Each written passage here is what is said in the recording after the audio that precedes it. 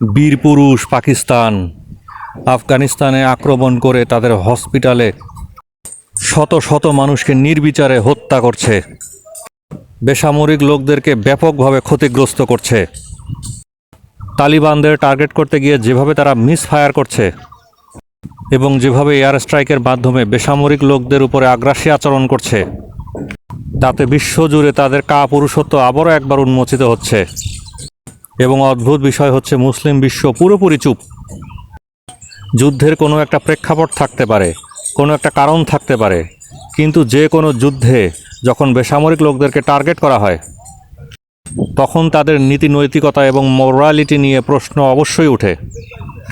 বিশেষ করে পাকিস্তানের মতো দেশের, যাদের এ ধরনের ইতিহাস অতীতে বহুবার হয়েছে এবং যাদের সবথেকে বড় ভিকটিম ছিলাম আমরা। পরিসংখ্যান বলে স্পষ্টভাবে বিশ্বের সবচেয়ে বেশি মুসলিম হত্যাকারী দেশ কিন্তু ইসরায়েল নয়, খোদ পাকিস্তান। আফগানিস্তানে বেসামরিক লোকদেরকে হত্যা করে তারা আসলে কি প্রমাণ করতে চাইছে বা কী ধরনের লক্ষ্য অর্জন করতে চাইছে তা বিশ্বের কারো কাছেই আসলে স্পষ্ট নয়। অত্যাচারিত এবং মজলুম রাষ্ট্রের পক্ষে বাংলাদেশ সবসময়ই ছিল, আছে এবং ভবিষ্যতেও থাকবে। এবং এত কিছুর পরেও বাংলাদেশের একটি অংশ সবসময় পাকিস্তানের সাফাই গাইবে, এটাই স্বাভাবিক। তাই আপনাদের কাছেই প্রশ্ন, কিছুদিন আগেও যখন তারা ভারতের বিরুদ্ধে যুদ্ধ করেছিল, তাদের এই যুদ্ধে বীরত্বের ভূয়সী প্রশংসা করেছিলেন আপনারা, অথচ কেন আজকে আপনারা চুপ? ভারত অথবা পাকিস্তান কেউই বাংলাদেশের বন্ধু নয়।